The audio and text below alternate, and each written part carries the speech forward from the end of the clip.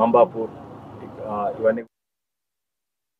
తెలంగాణలో బీజేపీ అధికారంలోకి వస్తుందని అన్నారు బీజేపీ ఎంపీ టీకే రమణ. హెచ్సీ ఇష్యూలో కేటీఆర్ గాలి మాటలు మాట్లాడుతున్నారని విమర్శించారు. కేటీఆర్కు దమ్ముంటే సీఎంకు సహకరించిన ఎంపీ పేరు చెప్పాలని అన్నారు. ఏపీలోని విజయవాడ పర్యటనలో ఉన్న డీకే రమణ హెచ్సీ ఇష్యూలో రాష్ట్ర ప్రభుత్వానికి కేంద్రం సహకరించిందని అన్నారు. అయితే ఇక ఏపీలోనూ కూడా బీజేపీ రోజు రోజుకు బలపడుతుందని డీకే రమణ అన్నారు. ధైర్యం ఉంటే ఆ ఎంపీ పేరు చెప్పాలి కదా. వాళ్ళు ఏదో ఊరికే ఏదో అన్యాయాలని చెప్పి అనడం అనేది కాదు. వాళ్ళు నిజంగా వాళ్ళు మాట్లాడిన దాంట్లో వాస్తవం ఉంటే పేరు చెప్పి మాట్లాడాలి. ఎంపీ ఎవరు పేరు తీసుకోవాలా. ఆ ఎంపీ ఎవరి గురించి అయినా మాట్లాడుతున్నారు. ఎంపీ అని ఊరికే అట్లా ఒక గాలి వార్త చెప్పేస్తే కరెక్ట్ కాదు.